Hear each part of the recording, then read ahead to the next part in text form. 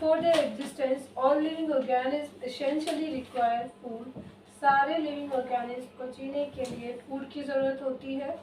Early human beings started hunting animals and collecting fruits. जो पहले के ह्यूमन बींग्स थे उन्होंने एनिमल्स का शिकार करना स्टार्ट कर दिया था और फ्रूट्स को, फ्लावर्स को and roots of forest plants इनको कलेक्ट करना स्टार्ट कर दिया था to meet their food requirements, अपनी ज़रूरतों को पूरा करने के लिए।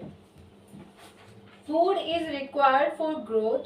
जो फूड है वो ग्रोथ के लिए चाहिए, डेवलपमेंट के लिए चाहिए एंड बॉडी रिपेयर के लिए चाहिए। It also protects the body from disease. ये हमारी बॉडी को बीमारियों से भी बचाता है and provides energy for doing all life functions. जिंदगी के हमारे सारे फंक्शंस को करने के लिए एनर्जी भी प्रोवाइड करता है। For example food supplies proteins, carbohydrates and fats. जो हमारा फूड है वो क्या क्या देता है? प्रोटीन देता है, कार्बोहाइड्रेट देता है, फैट्स देता है, even vitamins, minerals and water to our body. Among all the living organisms, only green plants are autotrophs. Auto मतलब खुद से, trophs मतलब खाना बनाने वाले। तो autotrophs मतलब who make their own food, ठीक है? Autotrophs always make their own food. तो सारे के among all the living organisms सिर्फ green plants autotroph होते हैं, बाकी सब heterotrophs होते हैं, ठीक है? In fact green plants perform a basic metabolic activity जिसे हम photosynthesis भी बोलते हैं, ये इसके अंदर होती है। In photosynthesis by using the energy, क्या होता है photosynthesis? एनर्जी यानी सनलाइट का यूज करते हुए green plants combine carbon dioxide को वाटर के साथ मिक्स करके क्या बनाते हैं? टू प्रोड्यूस कार्बोहाइड्रेट्स यानी फूड। अभी तक तुमने पढ़ा था फूड, अब पढ़ोगे कार्बोहाइड्रेट्स प्रोड्यूस करते हैं। In contrast to green plants, animals and human beings are heterotrophs. Autotrophs जो अपना खाना खुद बनाते हैं, हेटेरोट्रॉफ्स जो अपने खाने के लिए दूसरे के ऊपर डिपेंड होते हैं। They depend on plants and other animals for their food, ठीक है? Since time immemorial, human beings have been doing farming and rearing animals to meet their food requirements. समय के साथ साथ इंसान ने फार्मिंग करना, खेती करना और पशुपालन करना स्टार्ट कर दिया अपनी खाने की ज़रूरतों को पूरा करने के लिए।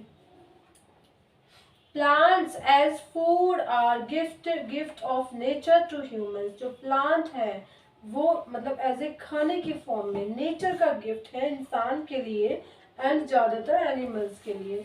In fact, different parts of plants such as root, stem, leaf, flower and fruit are consumed by humans in the form of cereals, vegetables, spices and fruits. Plants के अलग अलग पार्ट जैसे रूट हो गया, स्टेम हो गई, leaf, flower and फल यानी फ्रूट वो कंज्यूम किए जाते हैं, ग्रहण किए जाते हैं, Hindi perfect, bye humans in the form of दालों की फॉर्म में, वेजिटेबल्स की फॉर्म में, स्पाइसेस की फॉर्म में या फ्रूट्स की फॉर्म में। Animals produce milk, egg, meat, ये एनिमल से मिलता है हमें, which also supplement our food requirement, जो हमारे खाने की ज़रूरतों को पूरा करता है। फर्स्ट पॉइंट है sustainable agriculture and organic farming. ये है क्या, हम ये पढ़ने वाले हैं इसमें, ठीक है? With 1.04 billion people, our country ranks second in population growth around the world. Second rank पे है, according to an estimate by the year 2020 के estimate के according, Indian population would rise to 1.343 billion to इसके according Indian population इतनी बढ़ सकती है। To feed such a huge population, we will require at least 241 million tons of grain production per annum. इतनी बड़ी population की ज़रूरतों को पूरा करने के लिए हमें कम से कम 241 मिलियन टन ग्रेन प्रोडक्शन चाहिए हर साल। Therefore, it is necessary to increase production of both plants and animals. ये ज़रूरी हो गया है प्लांट्स का और एनिमल्स का प्रोडक्शन बढ़ाना। Even in the past, to meet the demands of growing Indian population, our scientists adopted method to increase food production. Even हमारे पास्ट में अगर हम देखें कि हमारी जो इंडियन पॉपुलेशन की जो बढ़ती हुई ज़रूरतें हैं उनको पूरा करने के लिए कुछ फूड प्रोडक्शन को इंक्रीज करने के मेथड अडेप्ट किए हैं साइंटिस्ट ने, जैसे Swaminathan and Kurien. This resulted in a variety of revolution, इसकी वजह से काफ़ी रिवॉल्यूशन आया अलग अलग तरीके का, which help India become self reliant, जिसकी वजह से इंडिया को अपना सेल्फ रिलायंट होने में हेल्प मिली। These revolutions include green revolution, इन revolutions में क्या क्या आते हैं, जैसे green revolution क्या है, high production of food grains, ये क्या है green revolution। ब्लू रिवॉल्यूशन क्या है, एनहांस्ड फिश प्रोडक्शन, तो ब्लू रिवॉल्यूशन किससे जुड़ा है, फिश प्रोडक्शन से। और ग्रेन प्रोडक्शन कैसे क्या कौन सा जुड़ा है, ग्रीन रिवॉल्यूशन। व्हाइट रिवॉल्यूशन हमारा मिल्क से, ठीक है। And yellow revolution oil production से। क्या आते हैं बेटा एक बार। Our scientists are continuously making efforts to increase the pulse production, को भी बढ़ाने की कोशिश कर रहे हैं to spread the golden revolution। golden revolution किससे जुड़ा है, pulse production, ठीक है। तो blue revolution, yellow, white और green, green and golden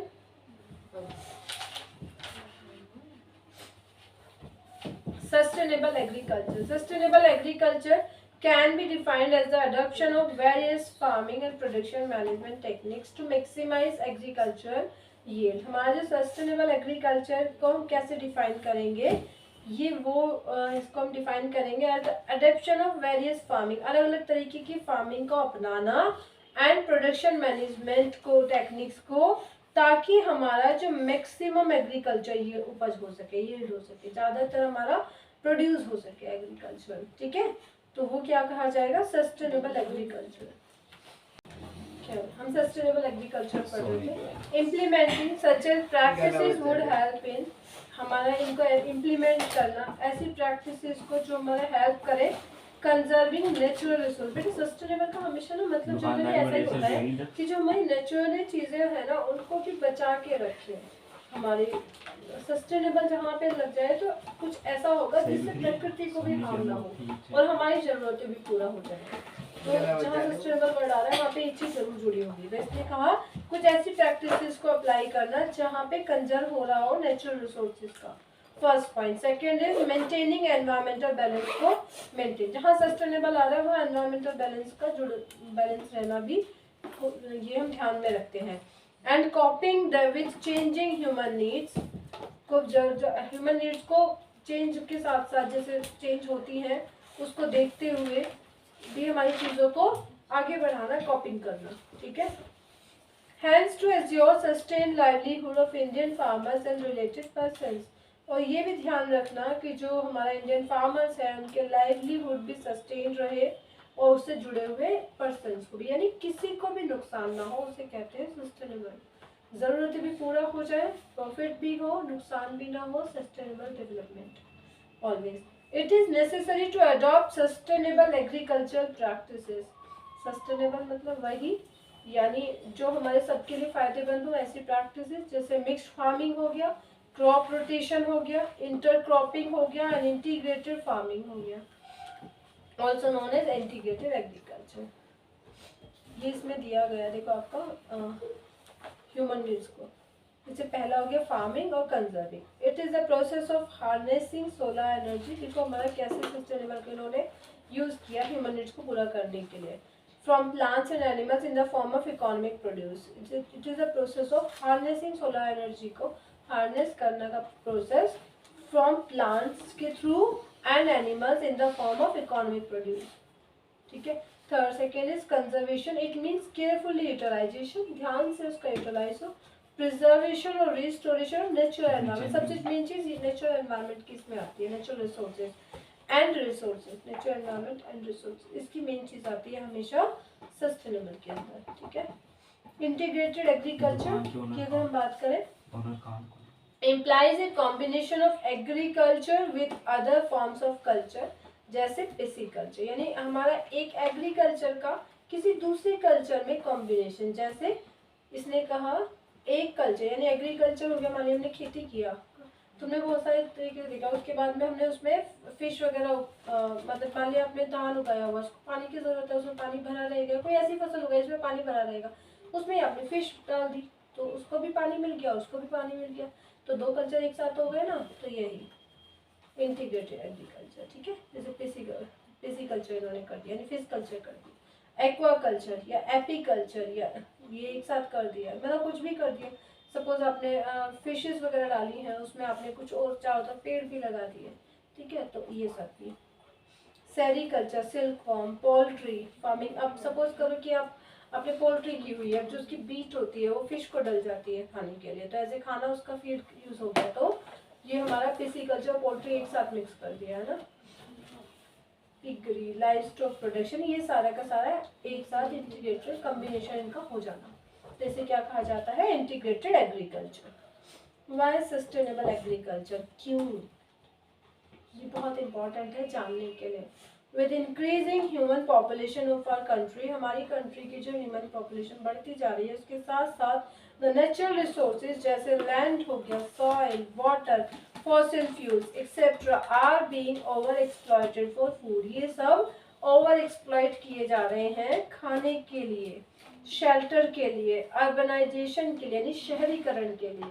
ठीक है, all these human activities have degraded, ये सब खत्म हो रही हैं, कम हो रही है, यानी डिग्रेड होना उसकी क्वालिटी कम होना, degraded over our environment and have caused following problems. ये हमारे एनवायरमेंट को डिग्रेड कर रहे हैं और उनकी वजह से कुछ प्रॉब्लम्स हो रही हैं, जैसे soil erosion, salinization of soils, desertification, silting of rivers, floods, droughts, eutrophication, ozone depletion, deforestation, wildlife extinction, pollution of air, water and land, biomagnification of toxic substances, etc.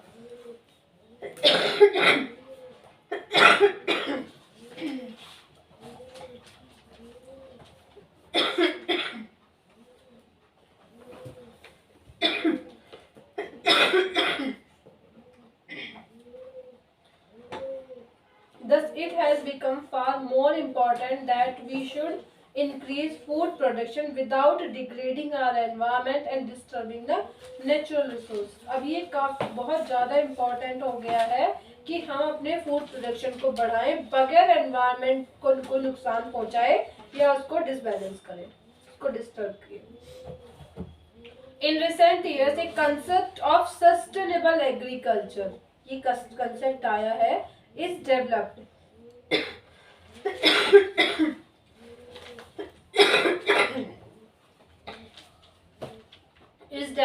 in order to ensure that the agro ecosystem are stabilized and sustained crop yields are assured on long term basis.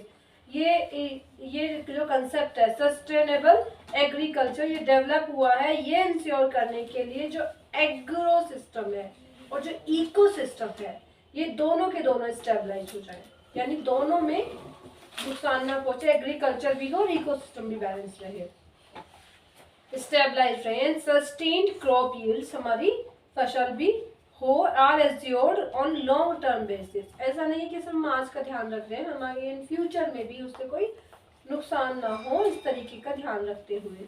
Sustainable agriculture refers to agriculture where the agro-ecosystem function of self-sustaining basis of nutrient supply and crop production in order to stabilize the crop yields। ये एक ऐसे agriculture के बारे में बात करता है जहाँ पे एग्रो और इको दोनों सिस्टम यानी एग्रो सिस्टम और जो इको सिस्टम है वो इस तरीके से काम करते हैं कि जो हमारा एग्रीकल्चर प्रोड्यूस कर रहे हैं यानी उसको ऑटो न्यूट्रिएंट मिलते रहे हमारे इकोसिस्टम से, इकोसिस्टम को ऑटोमेटिकली क्लीन होता रहे, हमारे एग्रीकल्चर से कुछ नुकसान एक दूसरे को ना पहुंचे है और वो लॉन्ग टर्म में स्टेबलाइज रहे क्रॉप यील्ड्स के लिए। Sustainable agriculture involves practices, sustainable agriculture में वो प्रैक्टिसेस आती हैं जैसे ऑर्गेनिक फार्मिंग। ऑर्गेनिक फार्मिंग से किसी को भी नुकसान नहीं पहुंचेगा, ना तो हमारी फसल को, फार्मिंग को और ना ही हमारे इकोसिस्टम को। Biological and natural control of paste, हमारे जो पेस्ट कंट्रोल इंसेक्टिसाइड जो हम लगाते हैं वो न बायोलॉजिकल कंट्रोल हो या नेचुरल कंट्रोल हो पेस्ट का, इस तरीके से हम emphasise on watershed approach to conserve the soil of water. हम वाटर शेड के अप्रोच को एम्फेसाइज करते हैं, जोर देते हैं, ताकि हमारा मिट्टी को कंजर्व किया जा सके और वाटर को भी बचाया जा सके।